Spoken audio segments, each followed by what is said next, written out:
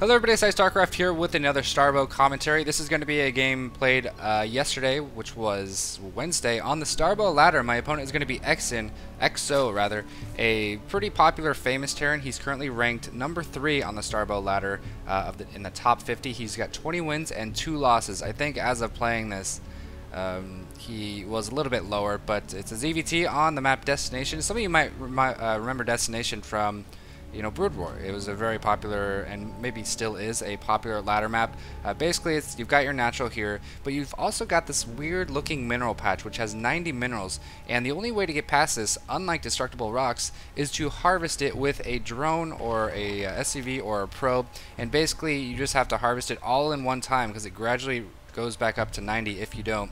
And this will clear space for this very safe natural, or I guess sort of a natural over here, mineral only. But remember, in STARBOW, mineral only is much more desirable than it is in Heart of the Swarm, because you don't rely so much on gas. Gas is more like a, I don't know, kind of a bonus. A lot of times Zerg players will not get the second gas for a very long time, which isn't, even like when they're going, high tech, which isn't that popular in Heart of the Swarm. But anyway, you got to mine this mineral field to get around here, and also obviously your opponent can mine it just the same and come around the back through what can be a third or fourth base, as well as this being a third or fourth base.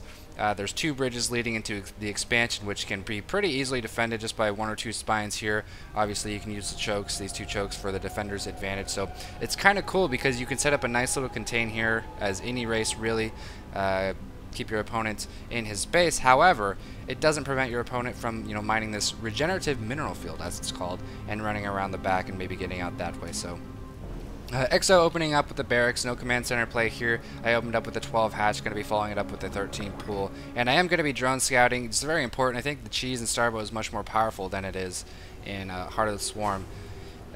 Just a few units can do so much damage. So I am going to be scouting with this drone. This SCV is on the outskirts, but I don't really want to risk losing my drone to this Marine. One thing I think that is underrated is people, they don't see a need to save their scouting units, like the drone, for example. We are seeing a factory following this barracks up very quickly, so this gas was early, and while eXo's mineral economy probably suffered slightly because of this very fast factory and this very fast gas, he is going to have a lot of tech options, and this is something I'm not too familiar with against Terran, as well as not too familiar with the maps in the STARBOW ladder map pool. I've played a lot of the STARBOW maps just on the custom games and stuff like that, but not a lot of the ones that the STARBOW ladder suggests that you play and requires you to play. So one Marine is just kind of chilling out here. He wants to defend any drones from sliding under, so he's a little bit forward positioned.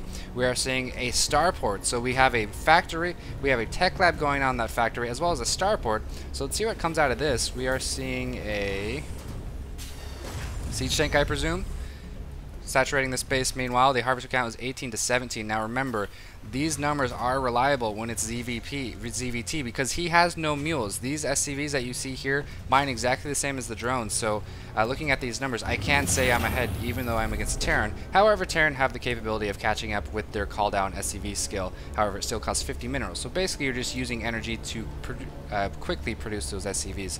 So we are seeing a siege tank come out, as well as siege mode. And while in siege mode, they have increased range and damage but cannot move. And we're seeing it being switched on to the starport, and he's going to be using his overcharge, which increases production rate by 50%, and it increases production rate by 100% on barracks. So he's really sacrificing economy, and so he wants to make this work. I've got a 3rd hatch on the way. Production of drones kind of skyrocketing here, 3 at a time, which on 2 hatchers is quite a bit. So this 3rd hatch is going to allow me to make 9 mutas once my spire completes. So basically what I'm doing is 3 hatch muta. I am getting a couple spines, and the reason for that is this kind of scares me. I see no expansion, and I want to just get some spines and make sure I'm safe. Now, I should have had these lings out a little bit sooner to kind of push up his ramp and maybe spot this tank or something, but I didn't. This Banshee is on the way. Banshees come out with Cloak. However, it's not the Cloak we know and hate. It lasts for 6 seconds at a time, and the cooldown is 18 seconds. So Banshee will remain cloaked 33% of the time, and it takes him 3 shots to kill a drone. So just because you don't have like a Spore or Hydras or anti-air, Doesn't mean you have to feel completely helpless against the Banshee, because it only can cloak, as you can see, for a short while, which is actually really cool. So it's kind of like a hit unit. Once it's threatened, cloak, run away. Hit, threatened, cloak, run away. He's got a dropship and 2 tanks coming as well. So while he has no expansion, and his main base is actually very, very saturated, well over saturation, he is doing quite a bit of damage with this Banshee, and this isn't something I've seen before. I was actually really impressed by this, because Banshees, I feel like it's a lot safer, or it's a lot more fun to play against this style of Banshee.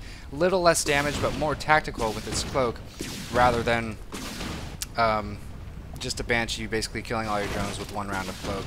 So he is doing significant damage here. He's killed about 10 workers, and now he's going to be dropping these siege tanks onto my natural, and this is what I mean by this mineral patch. Oh my god, my drones are clumping up! Oh, Jesus!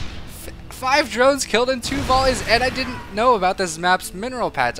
Well, I did, but I didn't realize that it was that important to kill it. Now, we just saw a really cool upgrade being researched here, and I didn't get a chance to see it, but what it does, it allows this dropship to pick up siege tanks while they're sieged. Yes, there's a specific upgrade just for that. These Lings do have speed. They're going to be running around, and I'm going to show you the significance of how few units can do so much damage. 1 Banshee has 10 kills. 2 tanks, not that strong of units, just kind of standing alone, but the positioning and the support of the dropship, as well as high-tech upgrades, are really doing a lot for him.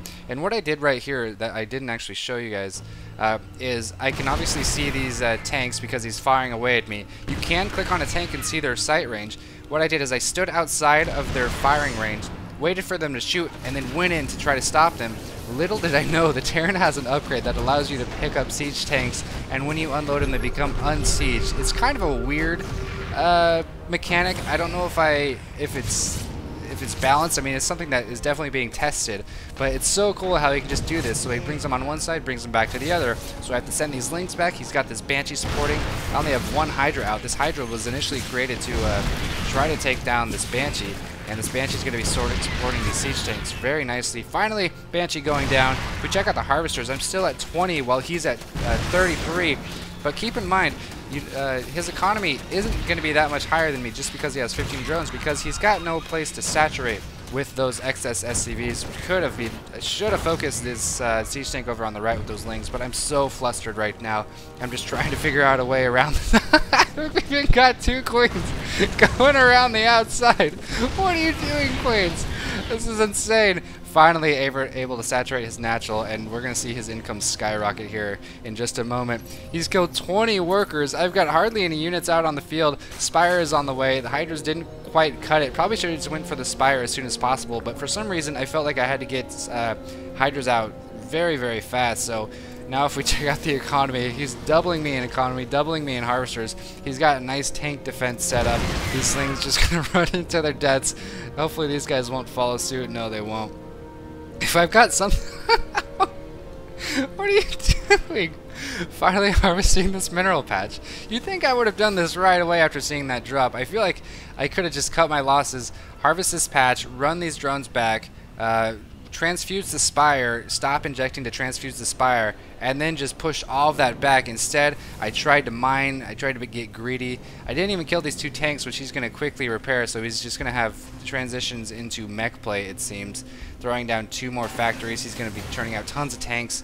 With the reactor, you can build 2 Vultures or 2 Goliaths at a time, and he's got a big, big mech force coming out. But if you'll notice, he's only got 1 unit for anti-air. It's the Viking, which does 20 splash damage to air units and does 2 times 10 damage. So this is going to be doing 20 damage to the Mutas and 4 damage splash to all the other Mutas. And look at this, I have 4 Mutas out on the field. I really want to snipe this Viking, don't want to give him a chance to repair it. And look at this, he's only got tanks, but I only have 4 Mutas. It's going to take so long to kill him. Spider Mine's being researched as well, so that's going to give him a little bit more ground support. This Viking finally going down. Muta's a bit faster than the Viking, and if only I had double this amount of Mutas, I would be doing so much better right now. I could be taking down more than just a single tank. Goliath's popping out. You can see he's just churning at the Goliaths, seeing so many Mutas. But his production is just kind of through the roof right now. These Mutas need to be careful. Looks like I'm trying to focus down 1 Goliath. 125 life and 1 armor. Goliaths only do half damage to Mutas because they are light units, so they're only doing 10 damage a volley instead of their normal 20. And that, as a result, I'm able to take down a couple Goliaths. But just not a lot of mutas here. 2 more being rallied. If we check out the harvester count, 29 to 43. And, you know, as I've said before, any amount of SCVs more than 1 per patch is oversaturation, and that's why you're seeing the economy difference isn't too astonishing considering how few harvesters I have compared to his, just because he's got super saturation here. He's got 8 patches, and he's got 17 workers, so that's oversaturation. He maybe needs to consider a 3rd base, or you know, probably just push out, try to kill me. But he's going to be producing a lot of Goliaths. He's got the Charon booster, which improves the Goliath's attack range against air by 3 or 4.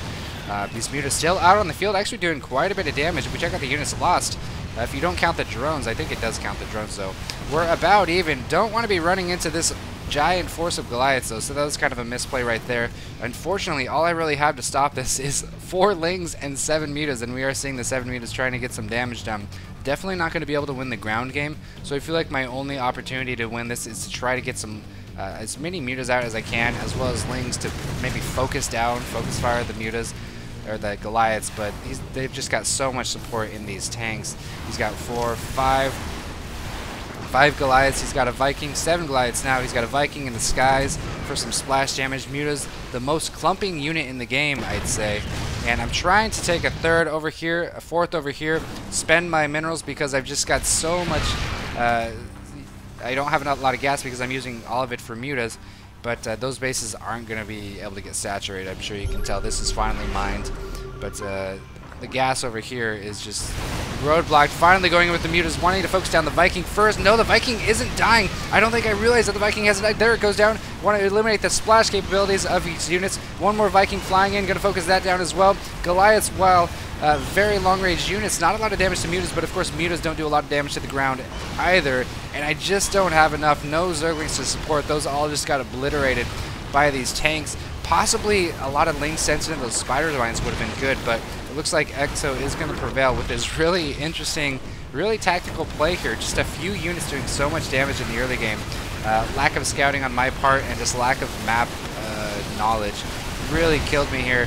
Lots of lings and some more mutas on the way, but it's just not going to be enough. More Goliaths being rallied, realizing he doesn't even need tanks anymore, and that's going to be it. The GG from myself, and eXo takes that match. So there is a reason he is 20-2 on the STARBOW ladder. That was a really interesting game, but you know, the cool thing is despite him doing so much damage with these tanks and so much damage with that Banshee, I still was able to cause him to retreat at one point just by a tech switch. I, fought as hard as I could, but he just had so much production by the time he landed that natural. He had 3 factories running, and of course, Vikings coming out like crazy.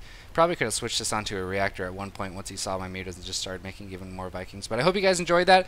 Pretty fun game. Gotta say I learned a lot from it, but that's gonna be it. Thanks for watching.